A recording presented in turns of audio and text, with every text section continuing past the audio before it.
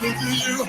My pleasures of sin, I stay no longer with you. I made up my mind to go God's way. The rest, that's it. I made up my mind to go God's way. The rest of, come on, say it again. Say it. Goodbye, world. Stay no longer with you. Goodbye, pleasures of sin. I stay no longer with you. I made up my mind to go God's way the rest of my life. I made up my mind to go God's way the rest of my life.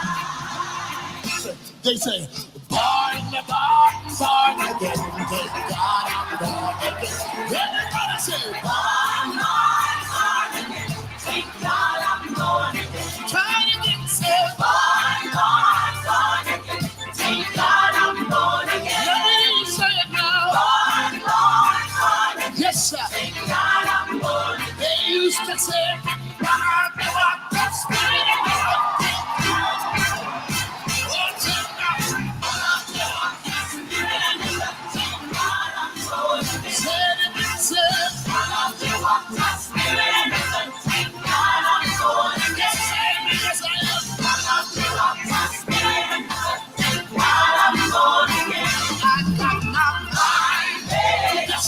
Yes, I want to turn back, no, because I want to see my Jesus someday. I've got my mind made up, and I want to turn back, because I want to see my Jesus someday. They used to say, I am under the rock, that's higher than Jehovah, Jehovah.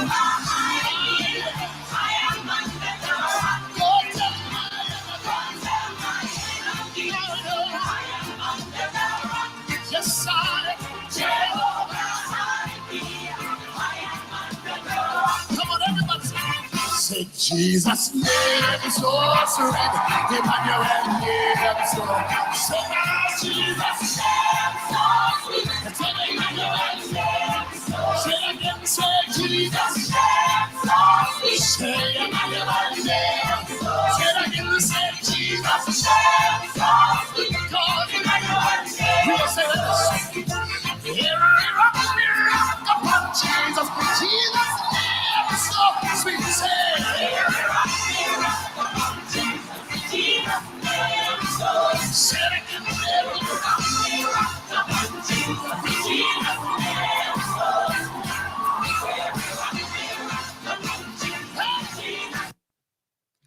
Good evening, ladies and gentlemen, and welcome to The Village.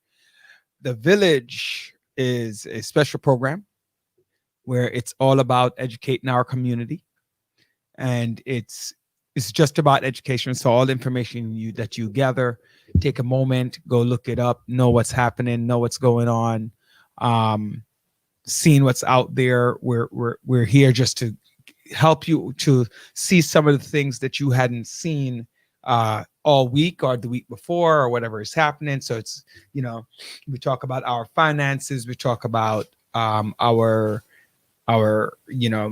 education, our COVID, whatever knowledge that we feel that we need to impart on you. So just listen up a little bit more to some of our tunes. Gonna play to you. This is Annette Hall. I give them all to you.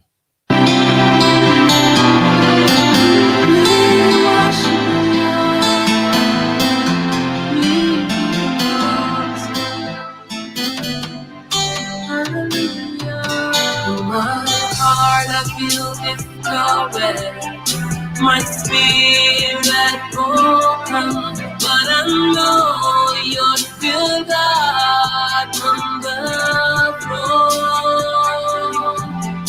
Remove stumbling block, who closed the curtain door, for you are God, the God who knows it all. Know my heart, you know my thoughts, you know my needs, with all my fear, I give them all to you, Jesus.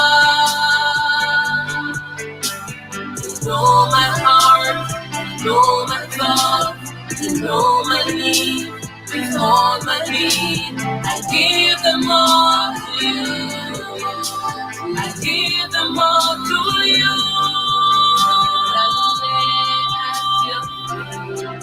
Humbly seeking your wisdom, for I know you can do it all.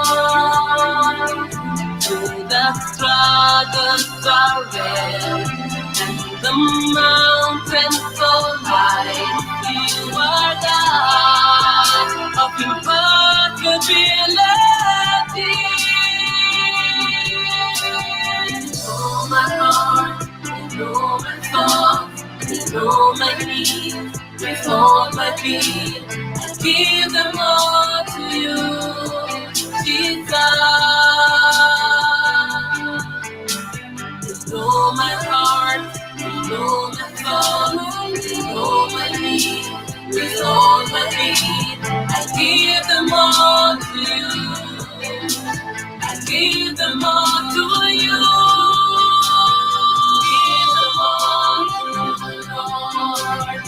Give them all to you, Lord. I give them the broken pieces of my life. I give them all to you, Lord. I give them all to you, Lord. I give them the broken pieces of my life. Oh, my Lord.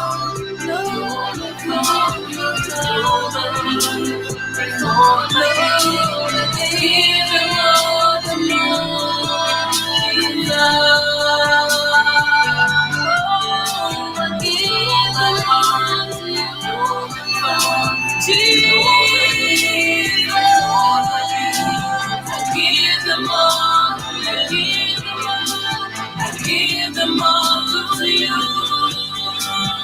Oh, my heart, I give them all. With all my being, I give them all to you, Jesus. Oh, my heart, give you my. All right, welcome back, and I see. Thank you, Sylvia. I see that you're out there listening. Thank you, Akia, Maxine, everybody who's out there on Facebook. Michael, thank you for tuning into the Village right here on 92.1 FM. As you know, the Village is all about the community. We're here for community empowerment and development. The Village is dedicated to empowering the community to live a healthy, safe, and financially capable life, helping each one of us in realizing our dreams at any age, any point, starting from today.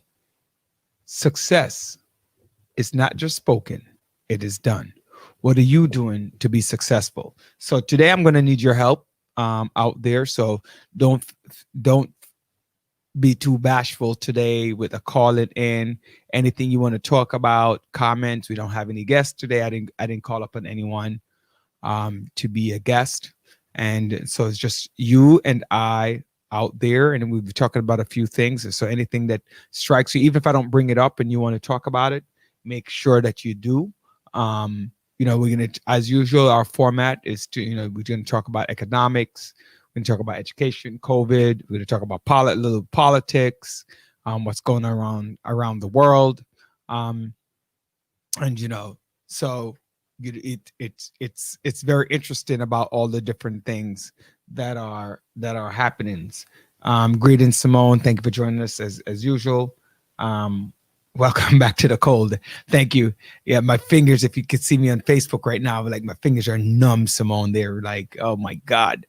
And then, I can't touch anything metal because that makes it worse. Oh, you have no idea. But I'm drinking a lot of herbal teas though, Simone. Drinking a lot of herbal teas. So anyway, a lot of things are happening. let's start off with the big thing that is very troubling is the second wave. And I remember back in April, Anthony Fauci, and the team spoke very much about the second wave, right? So we're talking about the second wave of COVID. I should call Michael and maybe Mercedes. I should call either one of the two of them to come on to talk about the second wave and what's happening. So a lot of people, what I find is a lot of people are becoming more callous. Let me know if you think that's happening too, where a lot of people become more callous. They're not wearing their masks. They're not doing the social distancing. They're not going out. I mean, they are going out more because they feel really cooped up in the house. And so they're going out unprotected. I don't know. What is it that you're seeing? People are, I know sometimes I do go mask less by accident.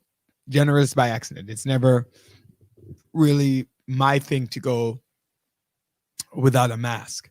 Sometimes I do forget, right? So now I try to have mask in the car, mask in all of the cars, everything that's happening, so that we can figure out, so I can be safe, and everyone else around me. So mask is about keeping yourself safe and keeping others safe. Andre always have our producer Andre. He always has his red and black mask that he wears, or a black one, or he has a full black one. All right. Which cousin? So one of our cousins are selling masks. So this is Andre's mask right here. And this is mine. So just in case you don't think I have one, because I know people out there in the studio go, "Why is your mask? Where is your mask?" We do have our mask here, and in the studio we do practice social distancing as well. But there's a second wave. We're more than 250,000 people dead. I watch a lot of CNN, and so it takes about close to not 24 hours. It takes a good while to announce all of the deaths that happened at 9/11, September 11, 2001. And if somebody was commenting that if you were to announce all of the deaths, right, Andre, all of the deaths since Corona, it would take more than 10 days. Can you imagine that? More than 10 days worth of name calling. And yet still people are, not taking this seriously. I understand the economics. I understand, the need for all of these things, but no one returns from death.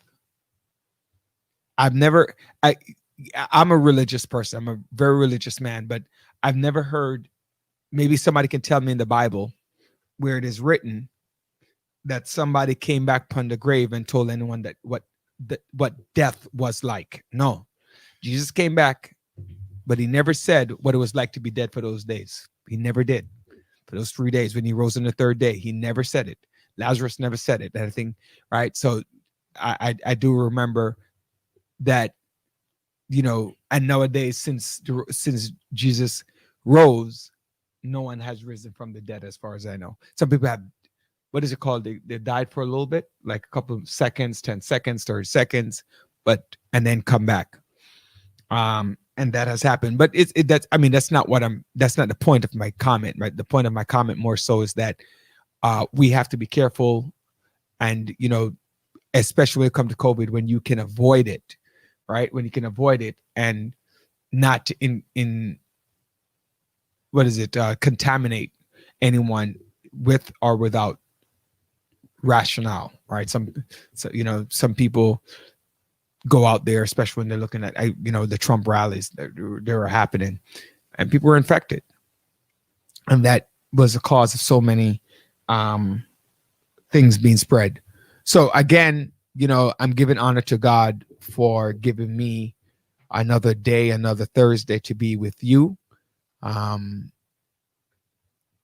It's quite interesting and nice So I'm so happy for that. Right. I'm so happy for this opportunity to share and impart some knowledge. Carla, you live? Hi, how are you? Carla, you live? Can you hear me? Yes, Yes. Okay. How are you? I'm well. Who's calling? Okay, I'm calling. My name is Judy. I'm calling regarding the comment that you made about the mask. Yes. What Judy, what I think, okay. Yes. what I think is going on is I think people are becoming desensitized to the corona.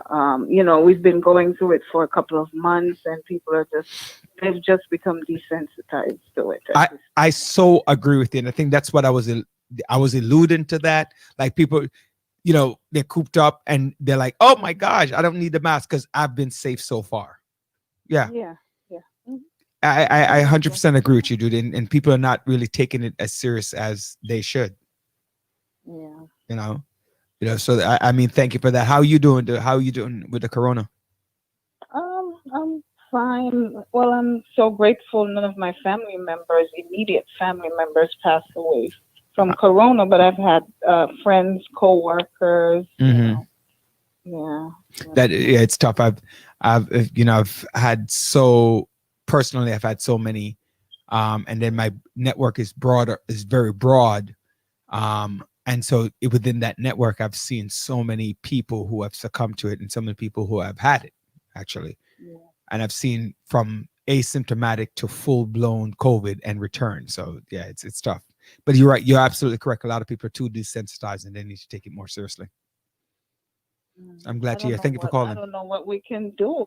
I don't know. I mean, like what we're doing now is spreading the word. Let's get it done. Let's get people up there, know that they need to do. That it's not over. It's not over, and it's highly contagious. Mhm. So I appreciate the call. I appreciate the call, Judy. Keep on listening. Thank you. All right. Thank I you. will. Thank you. Mhm. You're welcome. Bye-bye. Bye.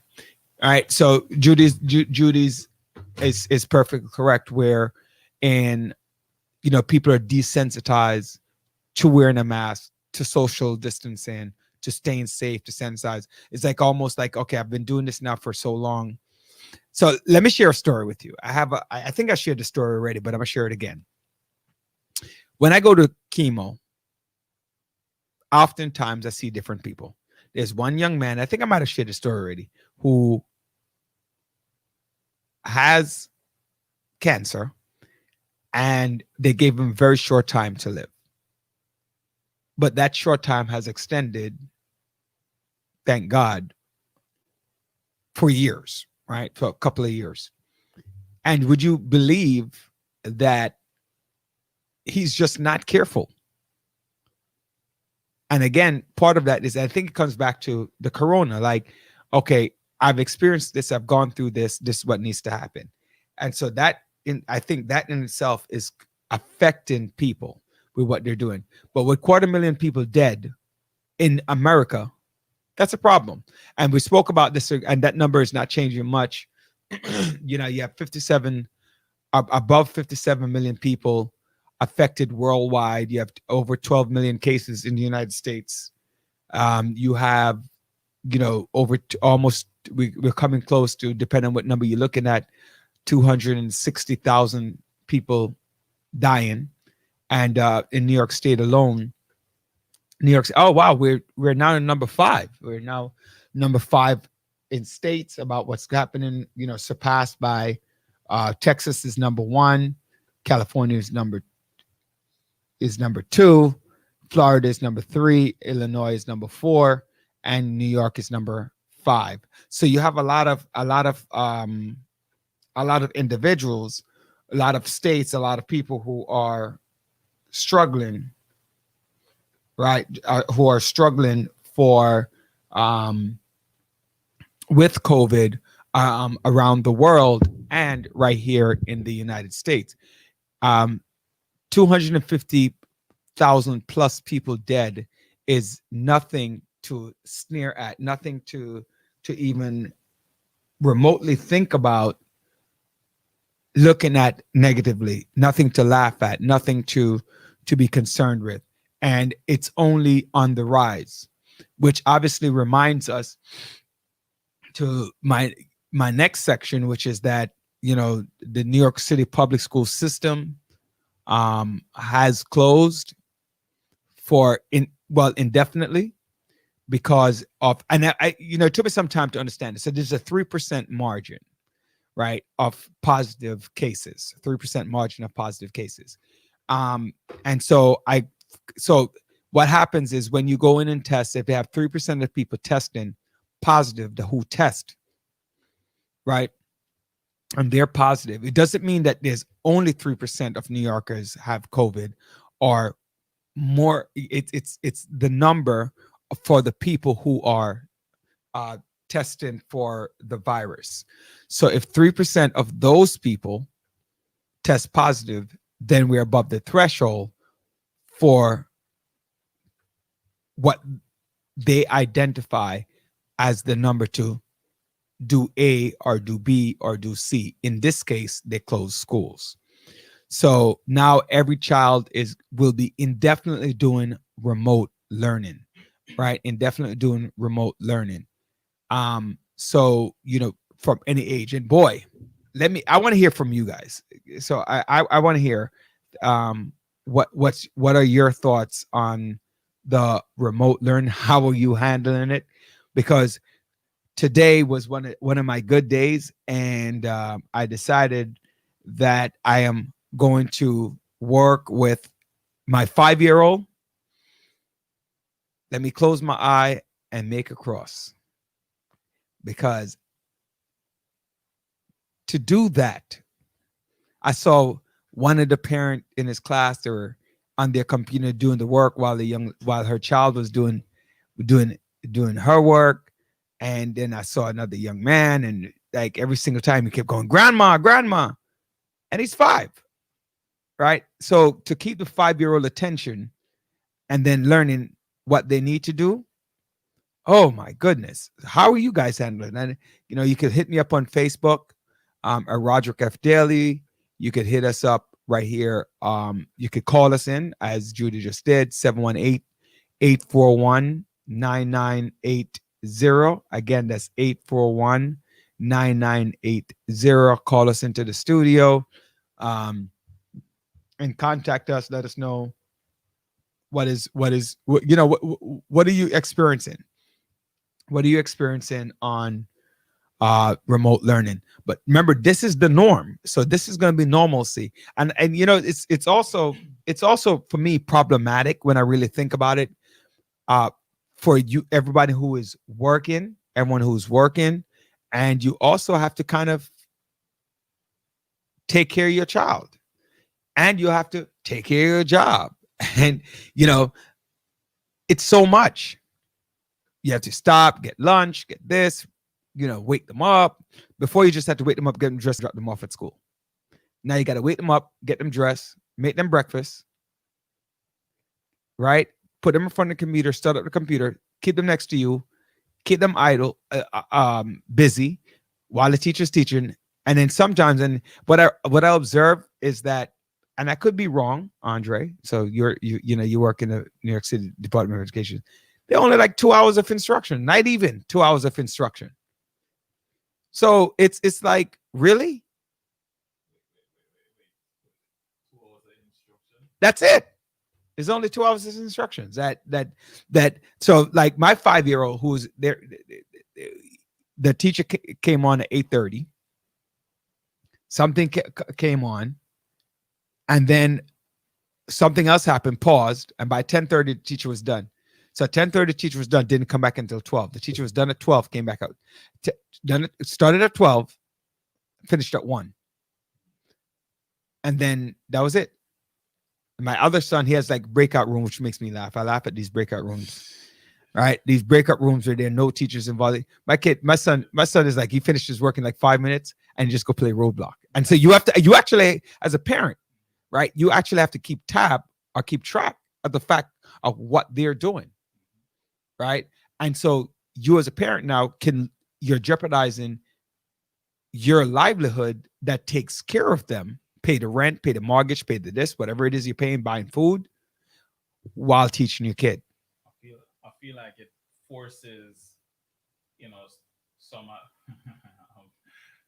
Forgive me if I mess up anything, but for some, really forces them to pay attention to Who's the some? Who's the them? parents. The parents, okay. So for some of them who may not get the time to like really getting, okay, what is my kid doing for homework now? Or like, how do I ensure that my kid is getting the task done? But I don't know. I don't know, Andre. I feel like I feel like it's too much responsibility on a parent. Well, parents are not paid to be teachers. Yeah, but they're not a natural teacher. I agree, but now it requires formal teaching, which is a little bit different than natural teaching. Teaching, reading a book to your child at night, reviewing the homework with your child in the evening, but now simultaneously with your work, you actually have to teach the child and coordinate teaching. It's not like the child is, this doesn't really happen a lot and even in a middle school, it can happen, especially if you have a child who has special needs. That's a major issue if you have a child with special needs, right? What's happening with that? So what are your parents, hi Valerie, how you doing? Hey Empress, how are you? Hey Empress, I'm mad at you, Empress. I'm mad at you, Empress. I forgot to tell you. But thank you for tuning in, right? I'm mad at Empress. And, Empress and I, we're gonna fight. All right, me and you, one-on-one. Don't worry, I love me some Empress Danielle. She's awesome. And thank you, Empress, for joining us on the show. I just feel like I pick on somebody tonight, and that will be you. So don't worry if I come back to you, Empress. I'm gonna pick on you some more. But yeah, in all seriousness, though, if you have kids with special needs, special kids who are language learners, it's a major issue. It's a major issue, especially with, and I hear the argument that you don't want the child to be in front of the computer too long. Right, I hear that argument as well, because you could understand what kind of detriment that could do. Hey, people, I'm hungry. Now that I'm thinking about it, I'm hungry. I want some food. Yeah, I'm so hungry right now. You're this guy jumping. No, I'm just saying. I was just thinking. My stomach started growing, we growling. talk about the special needs. When they had the protest around City Hall, there was a mother who talked about that. She has special needs, twin boys, and they attend first grade. And she's frustrated, so she can't do it alone in the remotes. Yeah, it's a conversation about safety.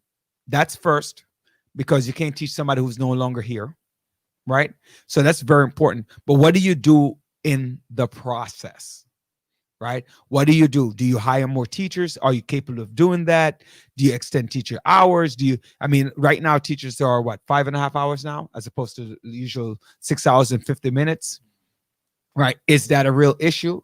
Should that be? I don't know. I don't know the answer, but I know that how it currently stands, it's not as effective as we thought it might have been. Right. Yes, the sanctity of your home. A lot of people like the idea of being home. It's like less movement. Right. But, again, what about those parents who have to go to work? They're the essential workers who have to go to work and leave their kids home, or find somebody, pay for that to happen. Right. Pay for that. Pay for babysitters or carpool or whatever it is that they need to do to make things happen. So those are some. I'm just wondering out there, trying to get an idea about what your thoughts are on remote learning and seeing what's happening. How is it handling for you and your family or your friends? Even teachers. How are you handling this situation? Administrators. So if you're out there listening, you can hit me up on Facebook, send me a text. You could actually send me a notification direct, and then we can go from there to find out how it is and what is happening. So again,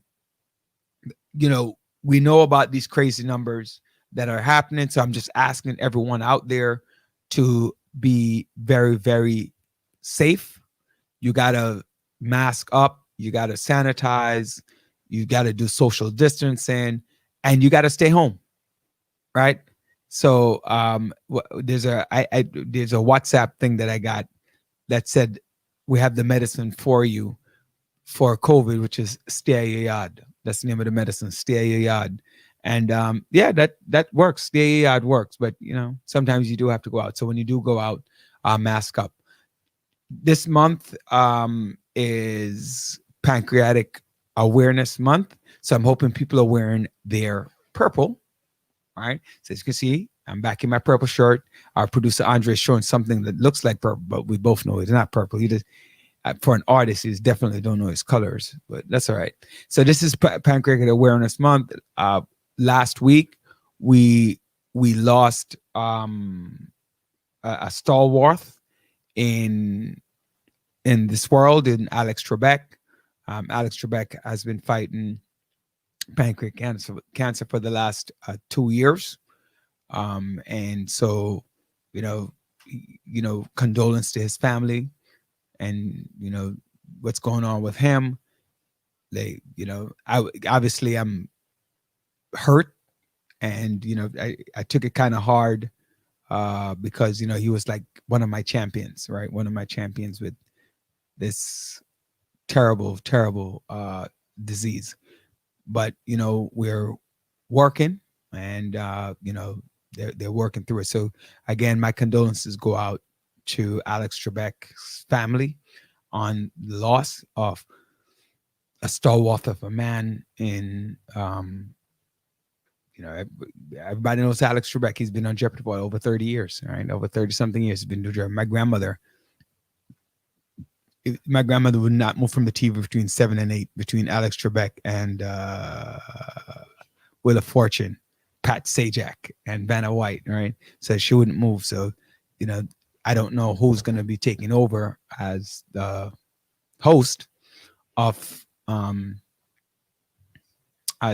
Jeopardy, but I'm sure there's somebody in the works for that. And, you know, as you know, our Supreme Court judge also had this disease as well. Steve Jobs from was it Microsoft or Microsoft Apple? I don't remember the exact company, but he also succumbed to it. And we know our civil rights pioneer John Lewis recently this year. And I also want to pay tribute to Junior Soka Jones. Some of you might not know him, but if you're from Grenada or the Spice Island, I think that's Grenada, you know who I'm talking about, who succumbed to it earlier this year as well. One of our local individuals. So just kudos, you know, send out messages to his family. Thank you, Maxine, for that. So she reminded me that Steve Jobs is from Apple. So, you know, we want to make sure that we pay homage to a lot of these fallen soldiers before us who have succumbed to this terrible disease. So, Andre, typing as we speak. We can talk, Andre. You don't have to. Jeopardy. He wants me to click on the link. Let's see. So, who are the potential new hosts for Jeopardy? It's been flowing around media. So they have people like what's his name, LeVar Burton.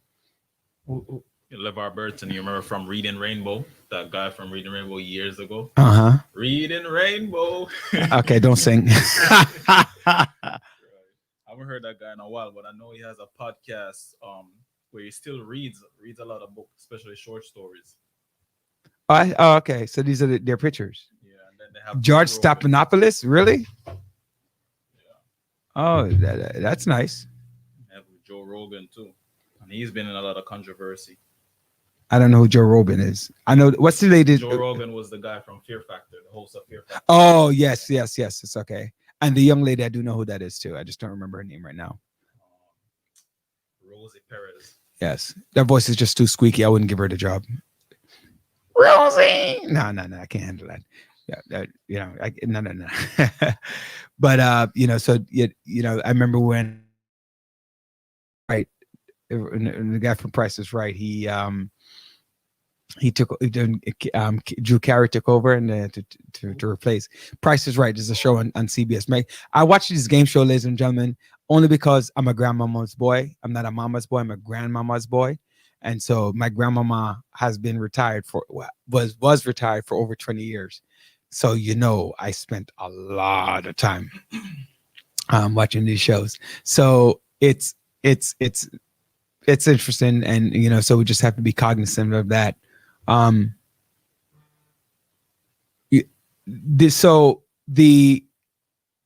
issues. So I want to go back just real quick, go back to the schools. So I know a lot of teachers join me, a lot of people are involved in the education system. So it's basically based upon a random testing, right? And so you can test staffers because they're regular people, but you look at the percentage, right? So there are a couple of things that's going to be on the back burner. So you have to pay attention, right? Oh, let me guess. So is that your COVID test you're showing me? Well, I did one already. Oh, I don't want to see a COVID test.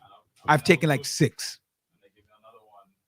Right. I've taken I'm not even listening to Andre. I've been taking COVID tests since July. All right. Since July 1st, I've been taking COVID exam. Thank goodness I've been all negative. Well, not all negative. From August until it's been all negative. July until. So, okay. So a couple of things. One, parents, especially with students with young kids, remember kids who are in the 5th grade, they have to do their middle school applications. You still have to do everything like you're doing before. So you have to spend some time. Middle schools are generally a little bit easier because the children are going into their generally school near them, right? And we don't know what September is going to bring, but you still have to go through the process in the same way, right?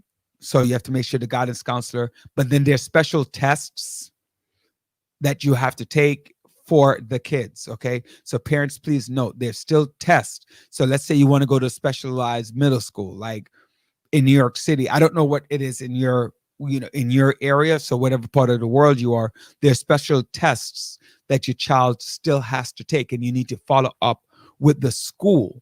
Don't sit there and, like I've said this earlier, a lot of parents go, I didn't know. Well, yes, you did, because somebody told you. You just didn't want to follow up. You're waiting for the information for somebody to give information instead of you following up. You have to follow up with this, no matter which part of the world you are, because every state I've been to, every country I've been to have special schools with special requirements. So follow up with the middle school articulation, where they need to go, what are the requirements, special programs for our young people. For here in New York, you have the specialized high school. You also have applying for middle school, and then you have different types of school. So some of you have 6 to 12 schools. What are the requirements for that? K-8 school. Should my child remain? Does my child automatically stay in the school, or does my child have to apply for the school? Or, what happens comes the end of the 5th grade year? So that is a factor for a lot of parents. So you gotta make sure that you know exactly what is happening for the child. The specialized high school for the middle school is going into high school.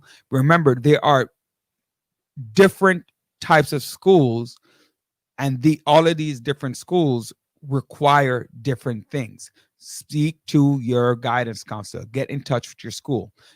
So that you don't miss important deadlines. Whether you go to charter school, public school, specialized school, or going away to an independent day school, a community school, right? Going away to a boarding school. I don't want to confuse you. So going away to a boarding school, or you're staying home for independent day school, or you're going away to a community school. Whatever the case is, whatever scholarships are out there, because there are a few. I personally went away to high school on a scholarship through a program called A Better Chance, and that worked for me. It might not work for you, might not work for other people, but it is an opportunity. So you want to look at these programs like, we have I have people who got into specialized middle schools, like Mark Twain, or some people feel more comfortable going to a school that's a 6 to 12 school like Medgar Everts, with no guarantee that you're going to go on to their 12th grade school, depending on what the child does. And there are other schools similar to that here in New York City. I know that we have a all boys school called Eagle Academy. That's also 6 to 12, and it's around the city. Your state, your district will have something similar. Side note, while I'm talking about that, just got a text that Washington, from the Washington Post, that Georgia has just confirmed the vote in Georgia to state that President-elect Joe Biden has won the state of Georgia. Has won. And we're going to talk a little bit more about that.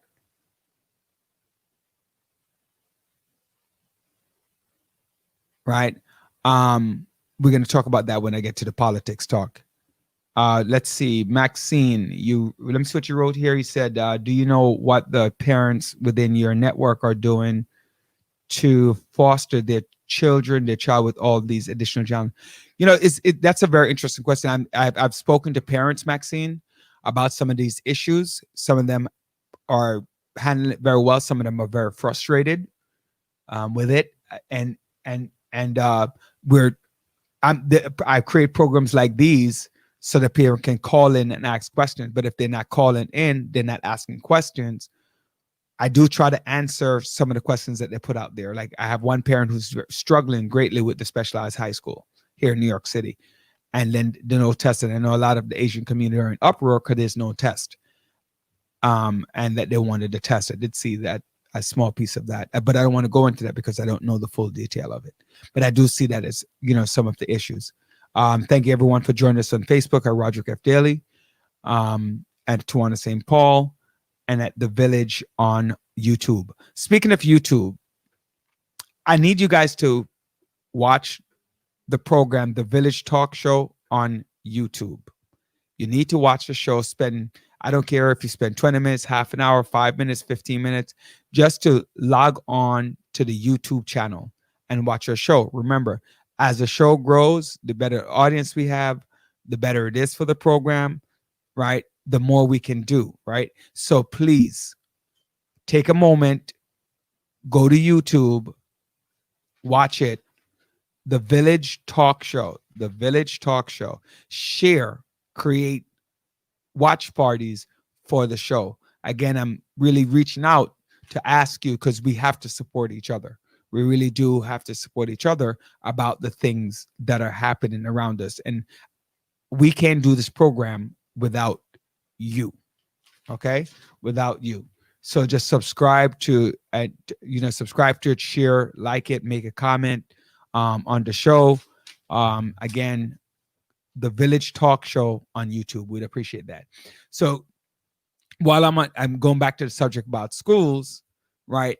You have the middle schoolers, the elementary school going into high school, the high schoolers going into college, right?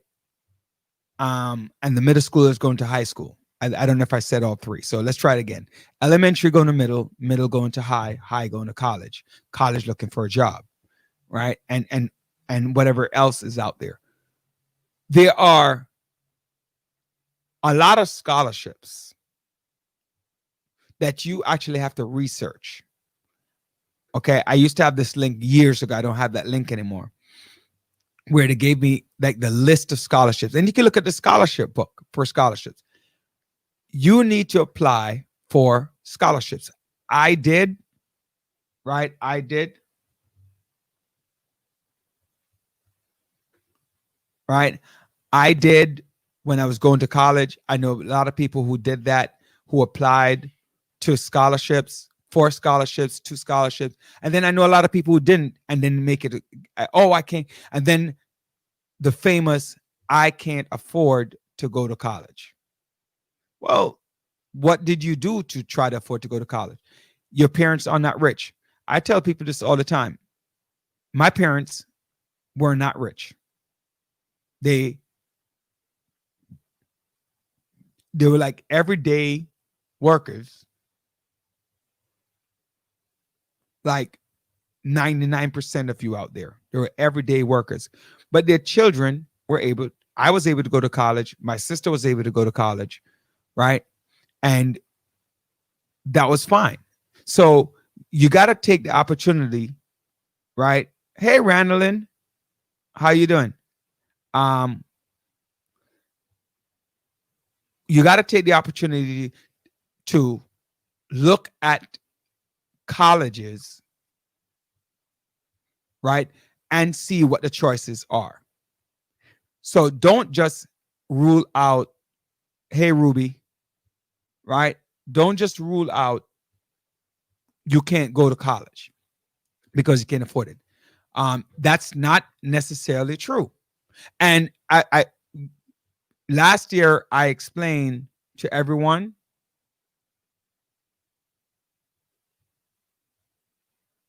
I agree, Marvelyn. I'm actually going to address that, Marvelyn. I was just reading one of the comments on Facebook, but I want to just say that we have to utilize resources that are available to us. I explained there's the military, and for some reason, a lot of people are afraid to go to the military. I'm afraid of dying. I'm afraid that you're going to send my kid to, people don't want to go to join up. And I laugh. One thing I laugh at is when people say, I don't laugh at it like, I'm making fun of you, but I laugh when people say that I don't want my child to be in the police force because it's a dangerous job. Heck, every job is dangerous. Ask some of my friends who are teachers if it's not dangerous. Ask them who are nurses if it's not dangerous when the patient gets up angry and sticks you with a needle and you don't know what the patient has. And in general, the general rule of thumb is if a police officer, God forbid, gets shot or killed on duty, or even hurt on duty, severely hurt on duty, it hits the media. I don't think I've ever been to a state where a police officer get killed while on duty or in the active duty that it doesn't show up. And that doesn't happen. It should never happen. And I don't want to lessen what I'm trying to say, but there are jobs. It's actually a fairly financially capable job that helps you, and you can go back to school while you're doing it to help you out. The military gives you scholarships, right? ROTC. My brother spent 25 years in the military, and I know many people who have done their time and have retired. I'm not saying no job is. I mean, a couple of years ago we had a study, Andre. I don't know if you know that where teachers were committing suicide. Right, a lot of teachers. I mean, one teacher, maybe my friend, we talk about this. I don't want to mention his name. Talk about his colleague who on the number 3 train jumped on the track because of the stress of teaching and committed suicide. That's just crazy. And a lot of time people are getting challenged for, in different fields. So in every field. How many people from the financial district actually commit suicide when they lose a portfolio, or somebody set them? A lawyer gets set up because they defended a criminal, and the criminal felt like, oh, they should have gotten them off. When I don't know, it would have taken a miracle to get the criminal off, but they felt like they didn't get them off, and all of a sudden they jeopardized their family witnesses. So anyway, the point of what I'm saying is that no matter what walk of life, what job you have, there's always a risk of harm. Okay. The person working on the crane, right? The person working on the crane, the crane falls. The person cleaning the window, it's a very dangerous job, right? Right. And so, those are some of the issues. So I want to go back and just address something that Marvelyn talked about. Everyone doesn't have the support system and knowledge about scholarships. Sometimes you're first generation and don't know. Very good point. And that's where I said to parents that you need to ask questions. Don't just sit there without asking the right questions or asking people. Listen, if you don't want to ask in public, ask it in private. You don't want to ask me here just send me a message on Facebook. Hey, Rudy, can you hit me on Messenger? Because you all have my Facebook page. Let me see the best that I can do. Hit Andre up on Facebook. Hit Tawana up on Facebook. Hit the Village up on the tube, and just ask questions, and we'll follow up. Right. So, and Ruby, thank you for that confirmation where she just stated that any job that you have where you interact with the masses, there is danger. There's nothing you can't avoid danger from any job. Look, right now you could be home being a babysitter, and the parent goes out to work, comes back in, you get COVID. You take it back home to your family. Home health aid. I've known that situation a lot where home health aid, the person goes to the nursing home, comes back from the nursing home, the home health aid goes in and gives her family, and they die. So any job is dangerous, and so people shouldn't look at the danger of the job only, right? Only, not look at it, but don't just look at it, and because at the end of the day, we're not going to get anything done, right? I'll share a little story with you while we're talking about this. So many years ago, I was in high school. Simple little story to show something. My director, Mitch, actually, he was on the show a couple of weeks ago. My director, Mitch, was fixing the pipe. And one of my classmates, Andre, he turned off the pipe. So Mitch turned off the pipe, and my colleague goes in, turns on the hot water while Mitch is fixing the pipe. Just simply saying, like a plumber. Imagine him he felt it and he moved, so he was okay. He was not very happy, right? But at the end of the day, that's just showed you some level of anything that you do has a danger to it. So people shouldn't be so overcome by the danger and say, I'm not going to do it because it's dangerous. I'm not going to be a police officer because it's dangerous. I'm not going to be a firefighter because it's dangerous. Think about, if you ever get stuck like that, think about the benefits. Maybe this is an example, because when I was in a previous school, when I just started teaching a few years ago, talk like that, and there was this one student who was just always arguing with other students. I would call home or try to speak with the counselors, but they'll send the student to like the room where like an in-school suspension thing, but never really worked. Student comes back to class, and I remember he began arguing with another student in the class. And so I am concerned that the other student would get like a smack in the face or something like that. But in my mind, this kid is sitting down in his chair. His back is turned to the kid who is arguing with him, and he's speaking under his breath to the kid behind him. And in my head, I'm like, turn around and face your opponent. Like, so you don't get hurt. So I go over there, and I'm, the newbie teacher is trying to like break it apart and everything. And my hand brushed against the kid's face. And I'm like, oh shoot, this kid is about to blow on me right now. So I had to I get out of the way, and I went one side and stand up, and he was just holding his face like, bruh, this dude hit me, you know? So I had to make sure you get. And that could have cost you life. Marvelyn, you're saying some very good points. Yeah, right. You're right. We need to make it more normalized to have fact about college, trade schools, and the likes, and trade school, vocational schools, and other types of position. Many years ago, I didn't get the last point many years ago daily, but you are absolutely like a fact sheet, like each school, like maybe the city of New York in their college readiness program college or career readiness program can actually just create a fact sheet, like you're saying. And maybe, you're an aspiring administrator, maybe that's something that you can create and then impart that hint, Hammy, to do that, and then give that out, and then create that fact sheet about what people can find. But there are so many things out there. And so one thing that I want to spend like maybe 5 minutes, let's say 10 minutes on. And again, if you have a question, right? No, I'm right. Oh, I'll go back to that for a second. But I want to spend 10 minutes on this. And if you have a question, please feel free to call in, do like Marvelyn is doing, Ruby's doing, right here on Facebook. Ask the question, send it out, right? Because we're here for that. So, what is the college process like? Most children, most adults are truly, especially in the urban area, have limited idea about the college process.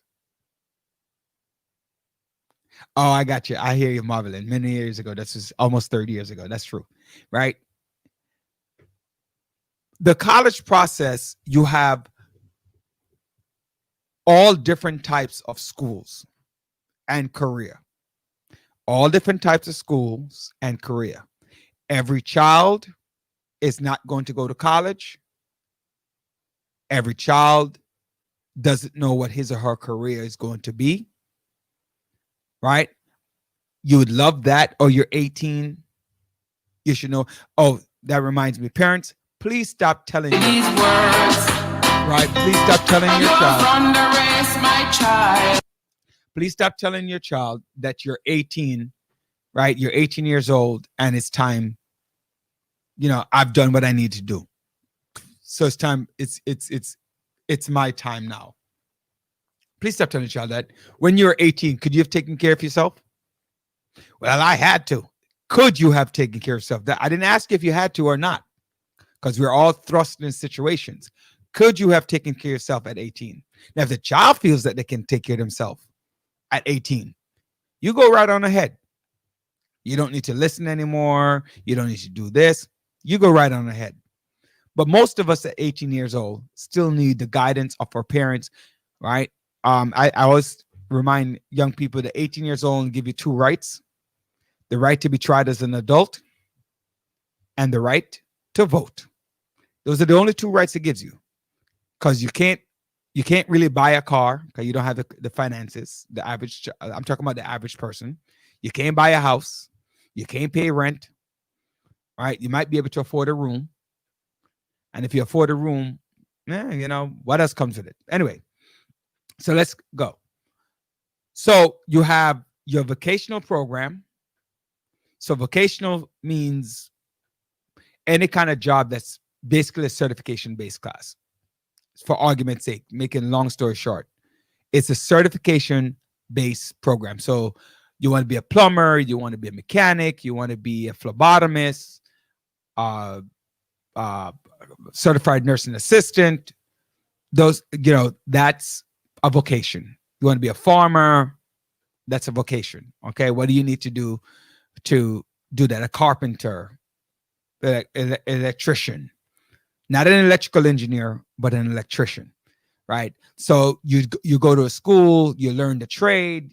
Hopefully you've learned to do, like, join a union, become like IBEW, International Brotherhood of Electrical Workers.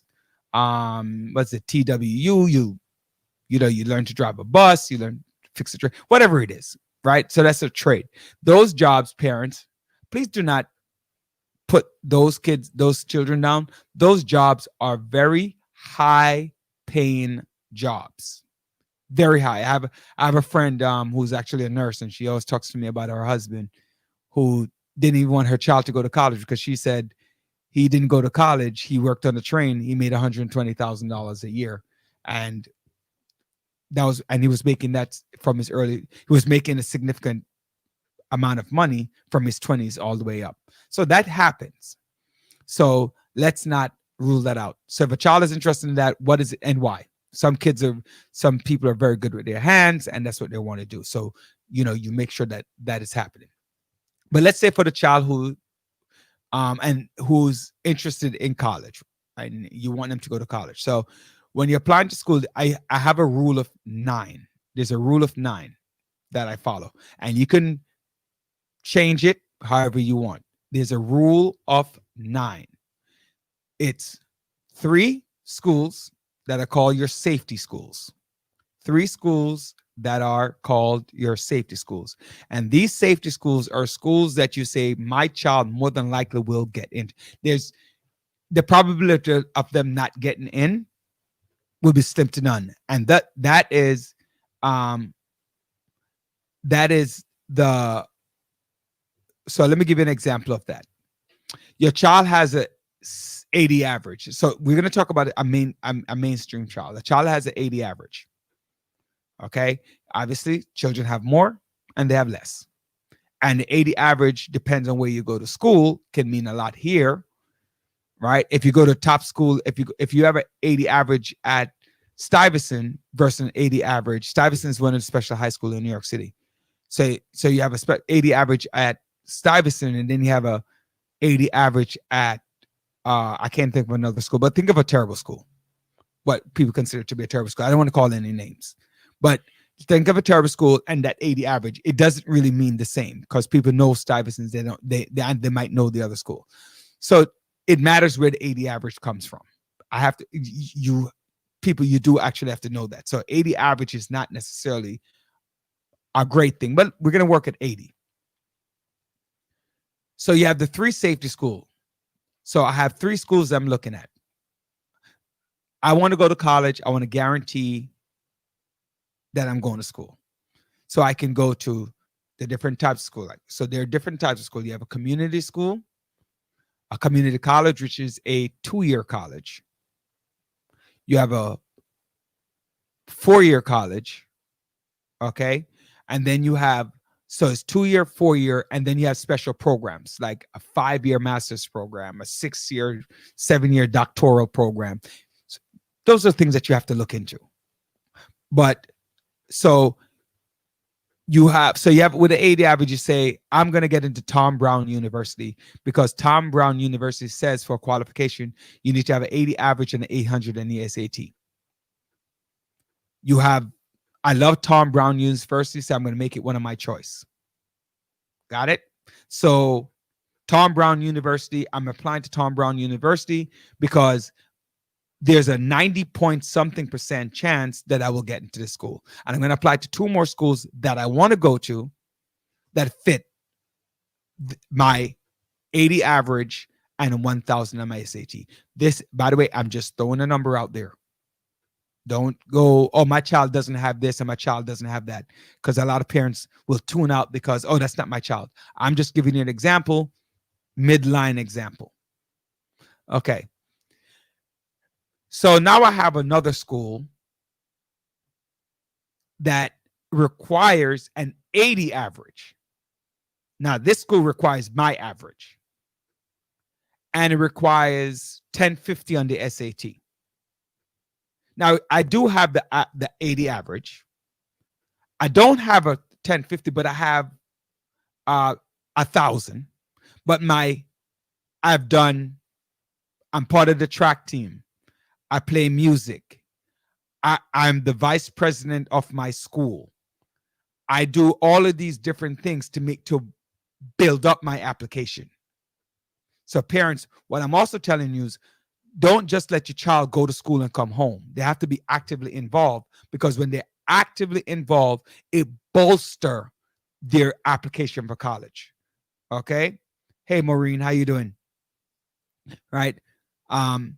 So they bolstered their application for college. So again, a child with a 90 average and a child with an 80 average can work out to be the child with 80 average will get into school that you thought because you have a 90 will get in because the child with 85 average, the 85 average has a better resume. The child plays 4 years of sports, played 2 sports for 4 years on the varsity level, competed, is a captain, president of their school.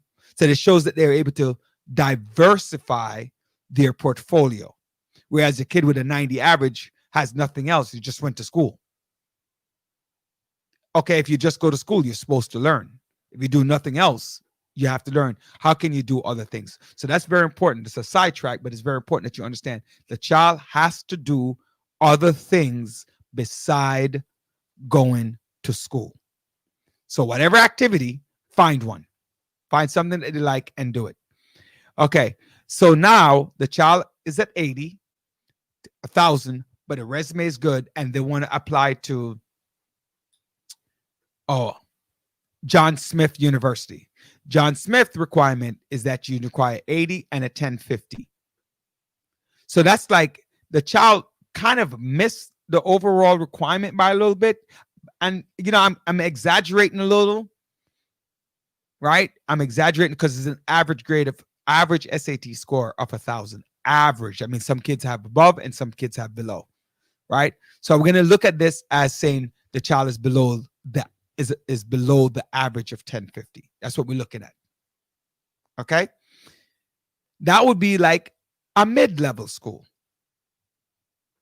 because the child doesn't exactly meet the requirements to get into that college, but they're not very far off. They don't meet it, but they're not very far off. Now, the next school has an average of 85 and an SAT score average of 1,100. Your child is at 80 and 1,000. So that means the child has missed both of those requirements. Missed both of the average and the SAT. So that might be what you call a reach school. Because so now you have to look at what does the other part of the resume look like? How good is your SAT score? Not SAT score. How good is your resume? How good is your essay that you wrote? And a lot of times, parents, I want to help you along while you're doing college. Please, colleges want to know who you are. They don't want to know the superficial essay, right? You have to give information. They want to know you. Why should I accept you if you don't really meet all of my requirements? Why should I make an exception for you? I mean, Marvelyn wrote that sometimes you're first generation going to school.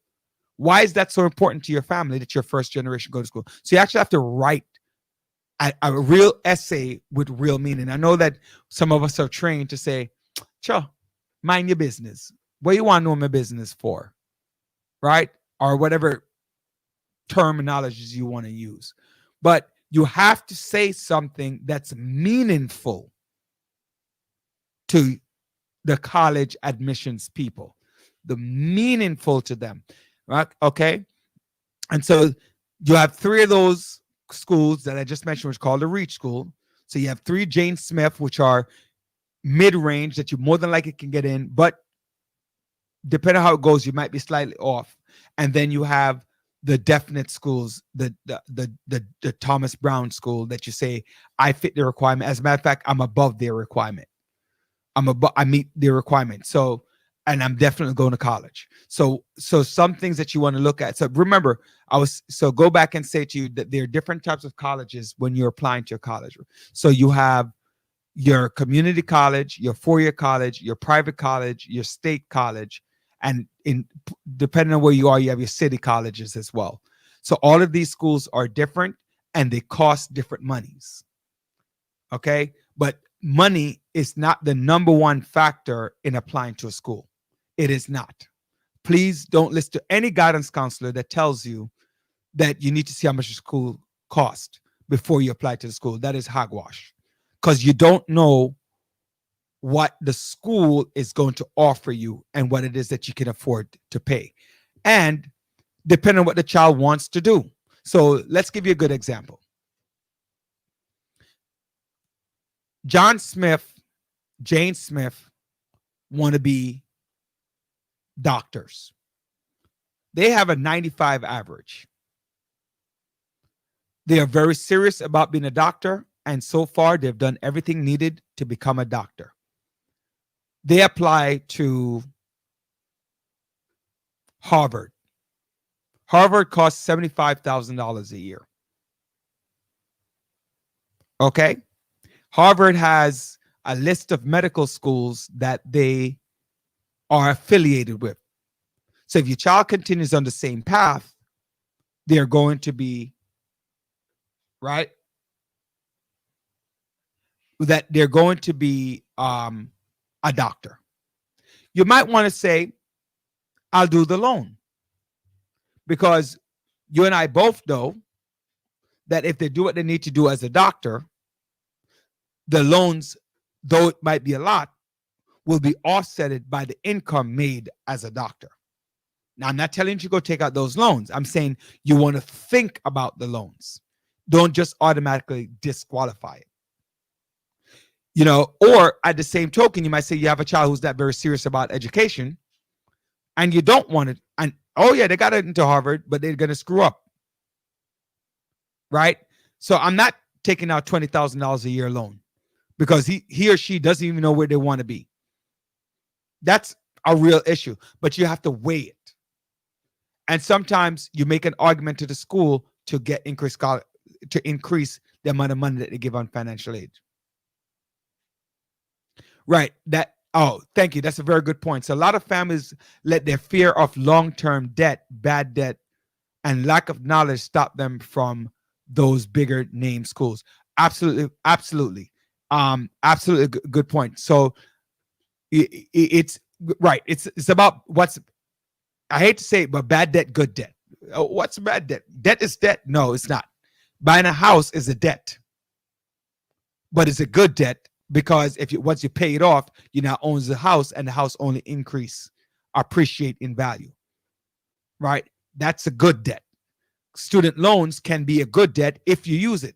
What I said to someone was, I took out a loan from an administrative degree. Right?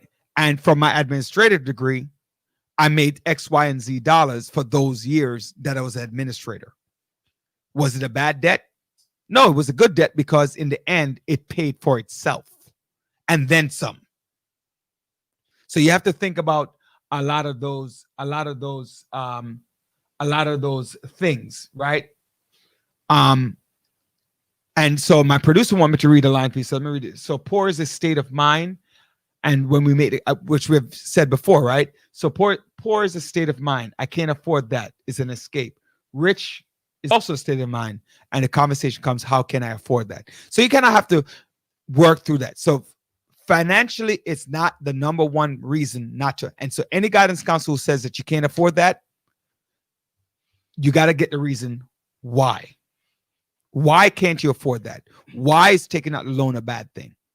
What are you going to do? So those things are important. I'm not telling you to take out a loan. I'm telling you, get the right advice. Okay. You look at, when you look at a school, you want to look at things like endowment. You want to look at the alumni program.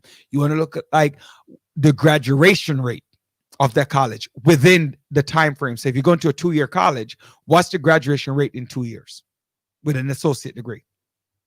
And what kind of jobs they have? Does the school have a qualified career development office? Meaning, when you graduate, is there somebody there that's going to help you find a job? Right? So, okay. So again, those things are important. My college had affiliation with 8 medical schools. Yes, it was expensive, but it had affiliation with 8 medical schools. Law school. 80% of everybody who graduates from a college has a master's or higher. 80%. That's a very important fact. That means that 80%, if you look at 80% of people who have bachelor's, a master's or higher, that means that almost everybody from the college is earning within the top 20% of the United States, which means that most of them are making over $100,000 a year after some period of time. That's a very important conversation. Okay. So those are things that you have to think about the long term, not just the short term. A lot of us get caught up with the short term. It's going to cost me. It's going to cost me. It's going to cost me. Yes, it's going to cost you, but what is the reward?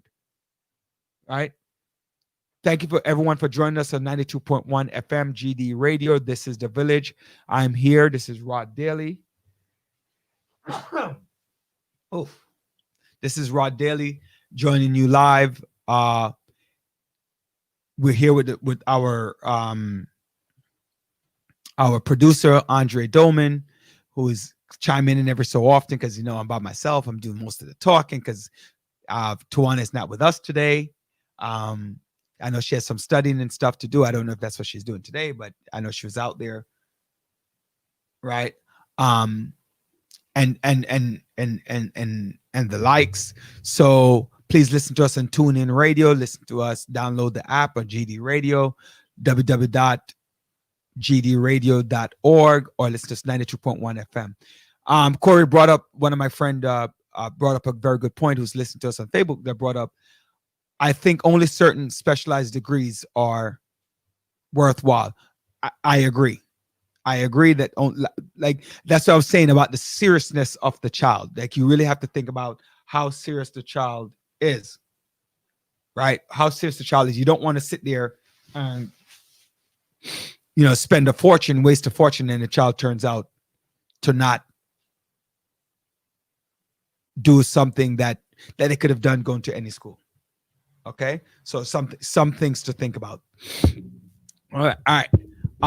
So again, so remember the rule of 3. 3 within your range, 3 at the mid-level, and 3 what you call reach. The rule of 3. Now, can you add more? Can you take away? Absolutely. Parents, do not let your child just apply to one school and say, this is the school I'm going to go. What if they don't get in? There's no guarantee that a child will get into every single school that he or she applies to. So please, same thing for high school. I want to go to Midwood in New York City.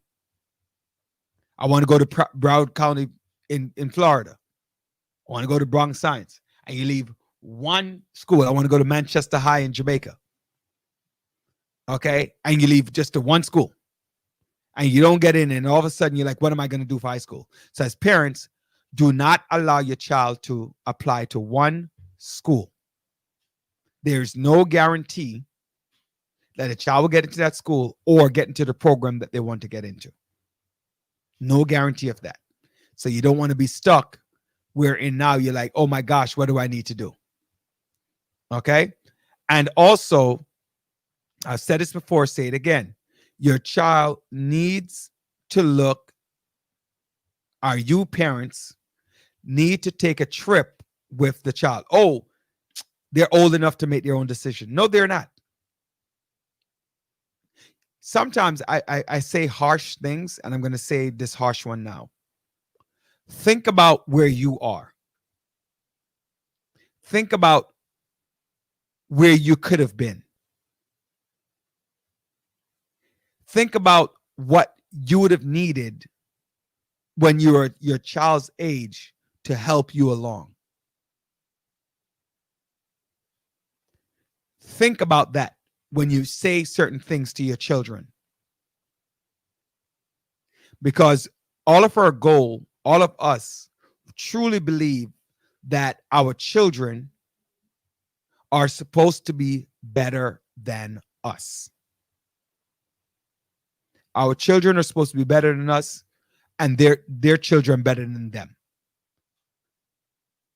All right. So this is just so if you don't have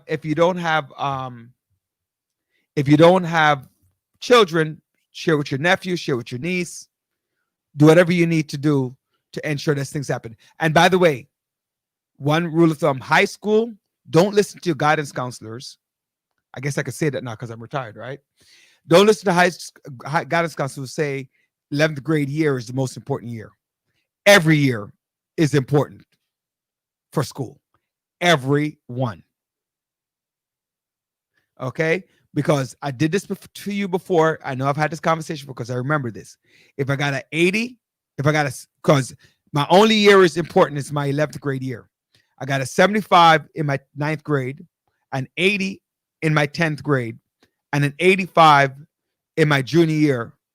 My senior year, right, my average is an 80. Right? My average is an 80. So think about so yes, it shows a steady incline, which is a factor, but every year is important. Same thing for middle school. The 7th grade year is the most important. Well, the reason why they say that is because that's the last year of the transcript that's going to go into the college. But even in colleges, they're going to ask you for your first semester senior year credit anyway. Right? I know every counselor, but some counselors say that. Some people do say that, Marvelyn. I've heard it myself. Right? It's not, that's why they say it. That's actually the reason why they say it. But sometimes it's not explained. So sometimes we get confused. The 11th grade year is important because that's the year that the colleges will see. But every year is important. So if you get a 90 in the freshman year, a 90 in sophomore year, right, and a 90 in junior year, your average is a 90. Okay. It also matters what kind of class you take. Okay. So that's important too. Just don't take, if you have a Regents diploma, if you're in New York, or the highest degree, those things are important. So make sure that you don't just take the easy classes or the easy this, or, oh, I just need 2 credits in math, so I'm only going to take 2 credits in math. I only need 8 credits in English. That's all I'm going to take. Of course, that's a factor in terms of your resume. Okay. What did you take? Did you take AP classes? How did you do on your AP exams? Do you take honors classes? What kind of computer science classes? How much are you well-rounded? And the last thing I'm going to leave on this topic before I move on to the next topic is nobody becomes a professional after graduating from high school. Meaning, you're not going to become a nurse because you graduated from Clara Barton. You still have to go to a college. You're not going to become a doctor because you went to Brooklyn Tech. You're going to become a doctor because you went to college, and then you went to med school. I'm not going to be a lawyer because I went to some school that says high school for law. It might just pique your interest more. So parents, please be careful about pigeonhole and having these conversations. You become a doctor, become a lawyer, you become a nurse by performing in school. If you want to become a nurse or a doctor or engineer, you perform well in the sciences. You want to become a writer, you perform well in your English classes. You want to be a journalist, blah, blah, blah, a lawyer. Those, figure out what the field is and excel. Do your best in your field. So please try not to, please try not to confuse yourself as about what it is. Like, it's not a vocation. So if you want to become a mechanic, you go to automotive, you learn the mechanic, and then go out and get a job as a mechanic, and then do your apprenticeship and move on, and then move on from there. It's not the same thing. So please be very careful of that. Andre. So I said 10 minutes to end up spending 40. And thank you for all the comments on Facebook, on StreamYard. One thing I mentioned there was what's the worth of the paper, the degree itself. And I said maybe it's just proof you know what you know. Well, so everybody goes to school. I always say this: what's the purpose of school? The purpose of school is to get a piece of paper. That is actually the real purpose. The byproduct of school, if you do what you need to do, is to get a qualified education. So I could read every book on history. I know everything about history, but if I don't pass my U.S. history regents, I can't graduate. Right? So, and it doesn't matter how much I know, because they asked me for my high school diploma. They don't even care how, sometimes they don't even care how you got it. As long as you can show me that you have it. Right? The bachelor's degree, you have a document that says, I did a bachelor's degree in blah, blah, blah. How good you were, how bad you were, it doesn't always matter. You understand? So if you excel at the highest level, you can perform at the highest level as well. But it's not a requirement to perform at the highest level. It's a requirement to meet the qualifications to graduate. And so how do you know that I'm a teacher? I have all of the degrees to say I'm a teacher, right? How good I was. So I don't know what these numbers are, but many years ago, the passing grade for, let's give one of the exams that you have to do as a teacher. It's called a content specialty test, the CST. I don't know what the number is now, but I did it many years ago. But the passing grade was a 225 or 220, right? Right. So the CST is a 220 or 225. I don't remember the number. Don't quote me. And if somebody out there know the number, send it in to me, because you might have done it recently. I got well above a 2, well above the passing grade. I don't remember what it was, but I knew it was above whatever it was significantly higher. Now, that didn't separate me from somebody who got the 225, because all they get is pass or fail. Right? When I did my administrative degree, same thing. I took the test, I passed it, I did well, and that was it. So you get the certifications necessary. So obviously you have to know a lot of the work, or at the minimum work, to pass the test. So the purpose of education generally is to get the documentation, study to show thyself approved, right? So once you study and to show yourself approved, then you have the knowledge content. So the higher up you go, the better it is, right? For that. So I just want to make sure that, I don't want to confuse anybody. Don't get me wrong. The higher up you go, the better positions you get, right? The numbers matter.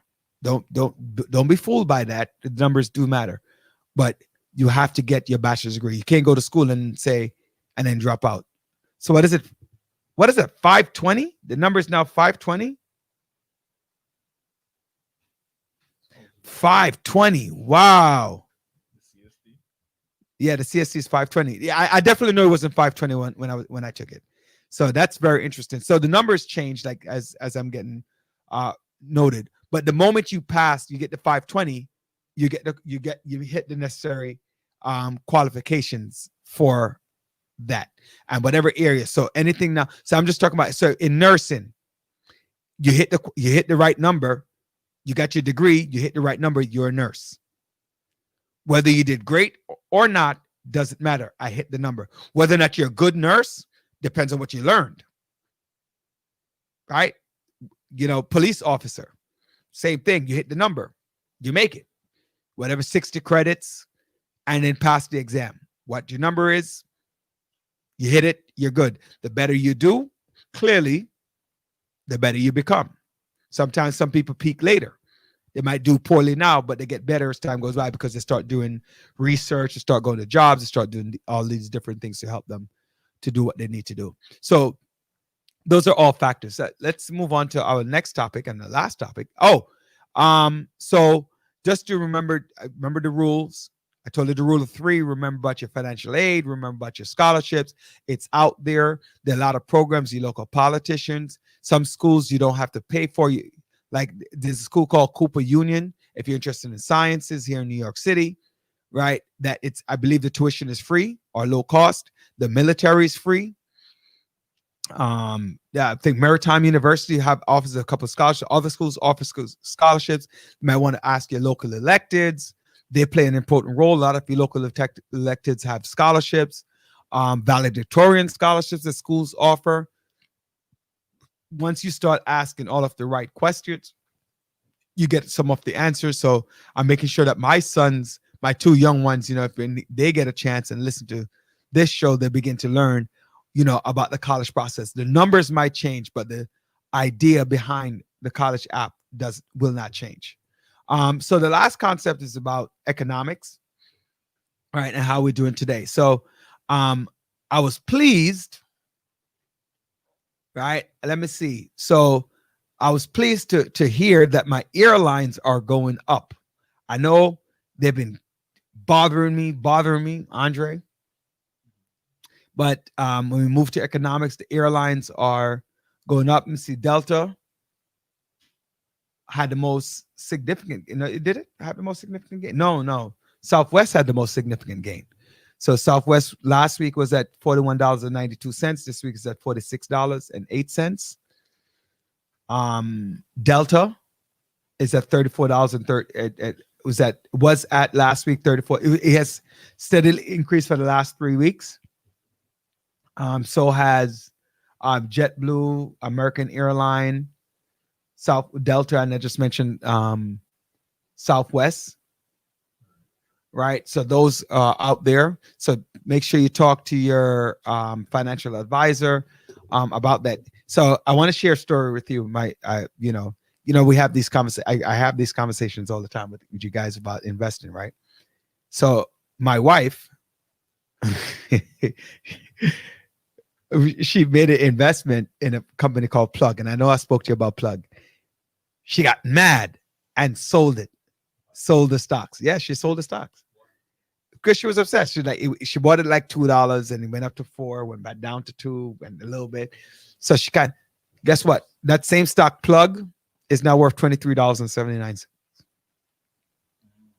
So remember, I was talking to everyone about long-term investing versus short-term investing. So like you guys have to start looking long-term investing. If you're a trader, you do short-term. Trader is short-term. So a trader looks at the stock today and say, oh, it's at 50 cents. All right. Once it get to 52 cents, I make I'm investing 100 shares. It goes to 52 cents, right? I made $200,000 or whatever the number is. I'm just throwing a number out there. $50 to 52. I made $200,000. I'm moving on. So that's like a trader. Okay. So I just want you to be careful about that. So trader versus investor. Investor is a person who puts their money in the market and look for gains versus, a trader who is trading stocks here and there. You have to talk to your investors. Look at Nvidia. Nvidia is now up to $537. In June, it was at $351. So if you had invested in that, you're making $180 a share. Apple is constant. Tesla has now gone back up. So back in September when they did the split, it was at around 423. Now it's at 499. So it's now going back up. Just talk to your investor. Just showing you some. What else? Some other stocks. Oh, look at Moderna. Now, Moderna, personally, I don't like to give. Moderna is something to look at. Talk to your investor about that because they're the one responsible now, and Pfizer, right? They're the ones, and AstraZeneca, right? They're the one for the what is it called? The vaccine, and Novavax. Okay, they're for the vaccine. Talk to your investor, see what's happening. I don't know if that will be a long-term investment, a short-term investment, but when you talk to your investor, you will know what to do with that. But it's definitely something for you to look at. What is it? Oh, the UFT program, the UFT. Oh yeah, Andre. Oh, the UFT in New York City offers a scholarship. The what is it called? The Albert Shanker Scholarship, which is a $5,000 scholarship. That he just pointed out. Huh? That was useful for me for like 4 years. Oh, Andre, you got it? 5K over 4 years. You got 5K over 4 years? Yeah. Oh, you got that? Yeah. Oh, look at you. Go boy. See, look at that. I didn't even know he got the Albert Shanker Scholarship. That's excellent.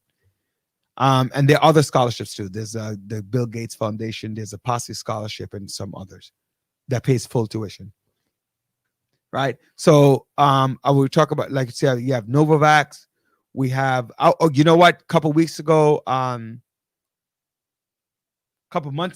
about a month ago, when Sanford was on, he spoke about Louis Vuitton Moet Hennessy, right? And he said, oh, that's a stock that we should look at. When he spoke to us, it was $100. Now it's at $116.74 as of today. So that's something to look at. Alibaba, they're going up as well. They're fluctuating. Dunkin' Donuts, right? It was at $71 in June. Now it's at $106. So these are very important, tips. We talk about all the time to remind you to think. Remind you to think about. Talk to your financial advisor to get some stocks done. Remember, we spoke to you about like different ways to do. Sanford made sure that he spoke to you a lot about small investments. So you have like Stash, you have Robinhood, And then you talked about like Cash App. I'm really interested, like if people are reaching out to me, let me know what kind of conversations are you now having with your financial advisor. So you start having conversations now. I was talking to somebody recently and it's like, I want to pull my money.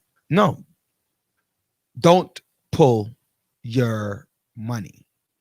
Not yet. Make sure that you know what is happening with your money before you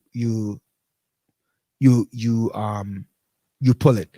So a couple of, just some simple points that, want to bring up. One is to remember poverty is passed on. Richness is also passed on. Now, what they do with the richness is one thing. What they do with the poverty is harder to overcome poverty than it is to overcome richness. So, no, I'm not. See how I put this. I give you $20,000. I give you $20,000 to start a business. You take that $20,000 and make it into 50. When you retire, you leave your child $50,000 to move on to their business. That $50,000 could be a down payment on a house. First-time home buyer incentives could be a 2-family house. At the rate that these things are going, right? At the rate that these things are going, $750,000, $800,000 can get you a 2-family house. That kind of investment. Very simple.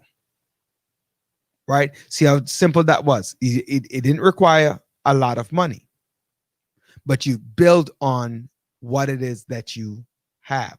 You have a savings account. Get rid of it. I'm kidding. Don't get rid of your savings account. Keep your savings account. Just make sure you know what your savings account is for.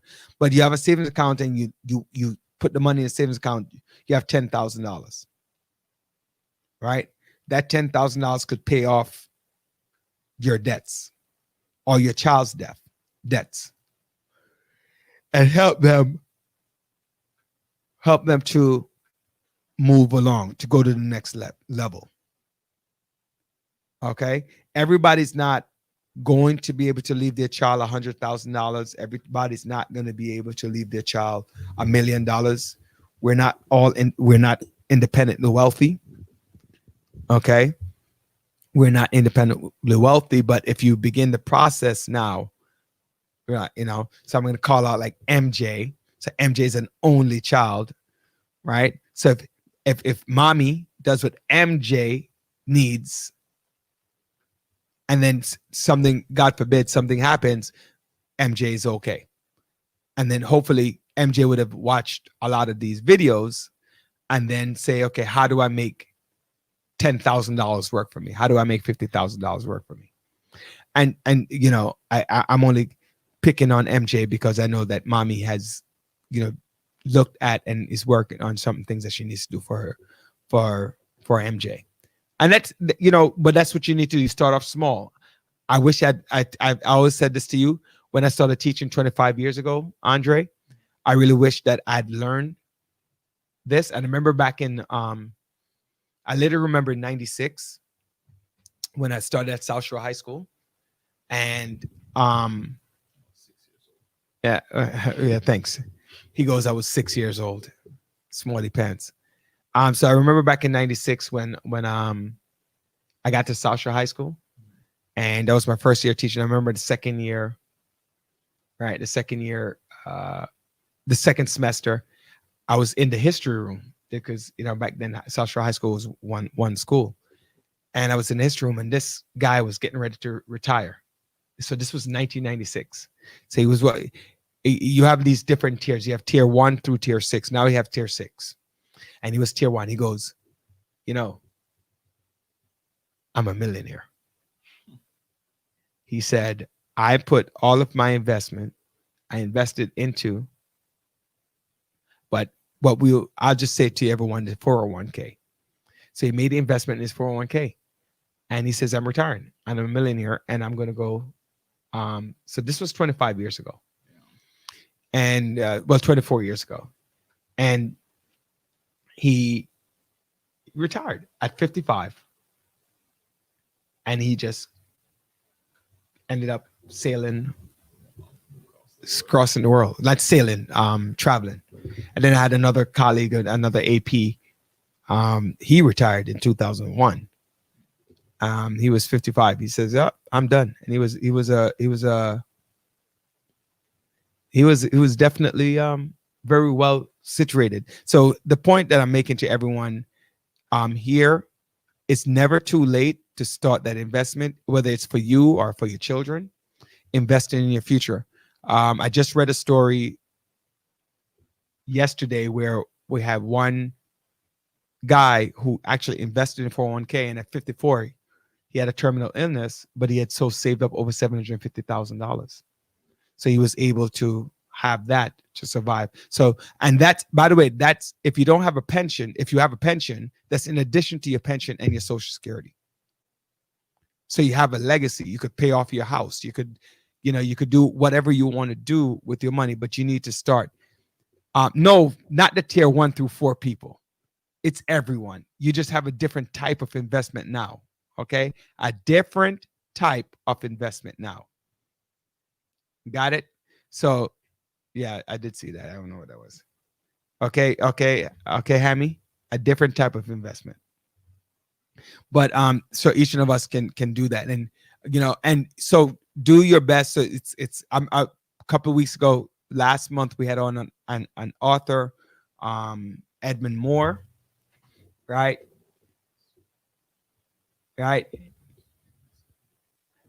He's talking to us about his book, by 52 Letters to My Beloved Daughters. And so now, I purchased the book and I have my son Grayson reading it, and I tell him to check out the word daughter and put sons.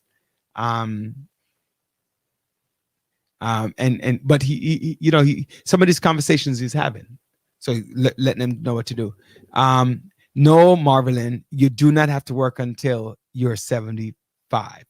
You need to cut the crap and get to that TDA, tax deferred annuity. It's 7%. Get on the ball. Max out to the best of your ability. Right? So hey Evelyn. Pleasure. Hey Pastor Gordon, how are you doing? So it's very, very important that we spend the time doing our own investment. I gave you some ideas, some stocks. If you want me to send them to you, Andre can send them to you. And again, these are just examples of stocks. There are hundreds, thousands of stocks. If you want to spend some time in your downtime, a lot of us are doing remote learning. Take the time out to invest in yourself. Take the time out to invest in yourself and your own health. Okay. So, know what's happening around you. Know the situation that will help you to become better. See yourself. Remember, the purpose of the program of this educational show is to help you to build a safe and healthy, safe, and financially capable life through education, right? So we're educating you. Note, yes, Hammy, right? Right. Those are good examples. And again, I'm not a financial person. I'm an educator. So that's what I do. I teach, and sometimes I might go a little bit overboard when I'm talking, because I lose track of that I'm not in a classroom anymore, or the type or in a school. But at the same time, I just want all of us, all of us. I don't care, pink, black, brown, yellow, orange, anything, to make ourselves better. All right. I feel that we can do so much better than we're doing, to help ourselves. And it's not always the blame game. It's not always somebody else's fault why you're not successful. Sometimes it's just your fault. It really is just your fault, but you're a blamer. And so because you're a blamer, you find somebody else to blame for your inadequacies. Right. And, in teaching, we call it a growth mindset, as Andre just reminded me. You don't have a growth mindset. So you're not looking to change because I'm situations can't allow me to change. And that's obviously not true. Right? So just take the opportunity out to, better, do better. You can't say you were not told. So today was just me telling you about a lot of things that would be beneficial about the school, the COVID. Speaking of which, make sure that you're eating healthy. Right? You make sure you're eating healthy. I am trying to work on the juicing. I started drinking some herbal tea. Started drinking some herbal tea. So I was saying I got some grass. Right. So take your minds out of the gutter, people. All right. Take your minds out of the gutter. Hey, Avis, how you doing? All right. It's grass. I got some fever grass, some soursop leaf, some guinea hen weed. What else did I get? I got some cinnamon leaf. I got some other stuff, right? Some other stuff that we were able to mix into tea to make it stronger for me. I have to work on right. I have to work on getting getting it done every day. I just got some sea moss today, and some beets. My iron is low, so I gotta work on that. See, I'm drinking water. Doctor says I need to drink more water. So, anything else I missed, Andre? All right. Anything I missed out there, people? So we talk about the stock. We talk about another thing that you want to think about before I forget in terms of investment is real estate. You want to look at real estate as well. Right? You want to look at real estate. So to the best of your ability, investing in property. Right? Investing in property will go a very long way to help you to get some kind of financial freedom when you're out there. Okay, note that. Let me see. I know of a couple. So I know of a family who passed on a house that they spent $50,000 on, right? Right. They spent $50,000 on when they bought the house, and the house is worth I think $500,000 right now. So they're able to pass on that $500,000 to their kids. Okay, because they stop paying mortgage. $50,000. If you think about it, $50,000. If I could get a $50,000 mortgage now, imagine that, right? So you really think about that. So imagine paying a $50,000 mortgage 30 years ago, right? I know somebody who bought a house for $280,000. The house is now worth $800,000, and this is 20 years ago. So you figure out the value, plus they have lived there. So that would be what Marvelin called, people don't know what good debt versus bad debt, and that's actually a good debt, right? A good debt to have, because it's actually going to work in your favor. So 10 more years, and they're done. Before I go, I just want to say one thing that I've learned, and I'm trying to get that done myself. This is one thing I am working on now, is to change the amount of mortgage. So there's a rule about paying an extra mortgage a year. If you pay the extra mortgage a year, I believe the number is 11 years as you take off your mortgage.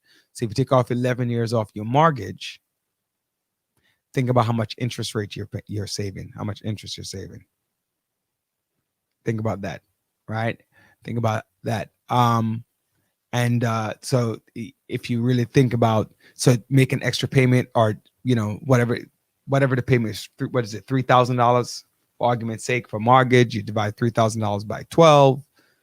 What's that? $300, a little bit under $300 more per month. So a couple times a month you eat sardines and corned beef and tin mackerel, and then don't have the caviar, and you take care of that, so that it helps you out with everything that you need to do. But investment peace is so vital. The educational piece is so vital, and need for everyone to stay safe. Be out there, do what you have to do, stay safe. Remember, schools are closed for in-person learning, and it's done indefinitely. Make sure you spend some time. If you have questions that you want to send up for the stocks, Avis, thank you for joining me. Florence, Evelyn, make sure that you thank you for all of you for joining me on Facebook at Roderick F. Daly. Remember what I asked earlier. Please go to the YouTube page. Look at the YouTube, The Village Talk Show. The Village Talk Show. Subscribe, share, like, make a comment. We want the show to grow. Hey, Della. How you doing? Della's a happily retired teacher, by the way. Right? She's so happy. She's been retired now for a few years.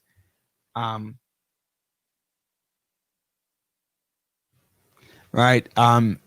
So, we're very, very excited about that. Yes. So do share. We need your help to let the program grow. If you have any other comment, just let us know. You can hit us up after. Thank you everyone for watching. I'm going to finish up with Annette Hall. I give them all to you. But if not, hey, I'm not sure if we're going to be in next week because of Thanksgiving, right? I'm not sure if we're going to be in, so I can't say that we are or are not going to be in next week, right? Because next week Thursday is Thanksgiving. I'm not sure if I am in, it probably will be done remotely, but I'm not sure yet. Not sure yet. But if not, enjoy your Thanksgiving. I will see you guys in 1 week or 2 weeks. And so listen up to Annette Hall. I give them all to you. God bless. Have a great weekend. I give them all. I give them all. I give them all to you.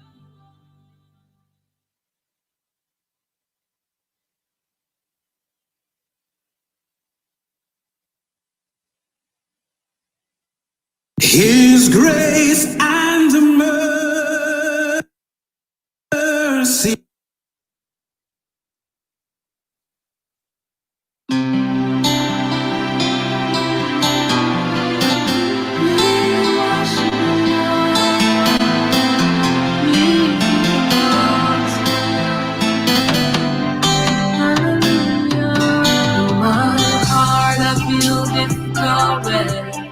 My spirit broken, but I know you're still God on the throne. Remove stumbling block, who clothed and curtain drawn. For you are God, the God who knows it all. Know my heart. You know my thoughts, you know my needs, with all my being, I give them all to you, Jesus.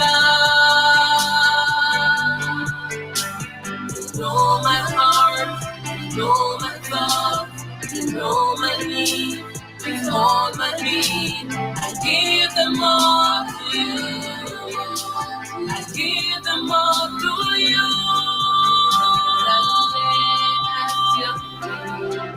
Humbly seeking your wisdom, for I know you can do it all. Through the struggles are red, and the mountains so high, you are God of impossibility. Know my heart, you know my thoughts, you know my needs, with all my being, I give them all to you, Jesus. You know my heart, you know my thoughts, you know my needs, with all my being, I give them all to you, I give them all to you. Give them all to you. give them all to you, Lord. I defend the broken pieces of my life. I give them all to you, Lord. I give them all to you, Lord. I defend the broken pieces of my life. Oh, my Lord, Lord,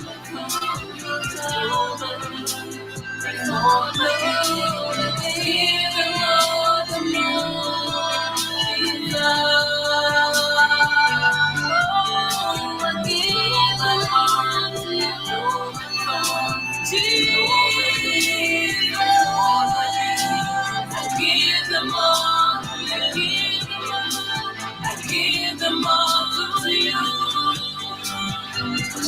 My Lord, I give them all.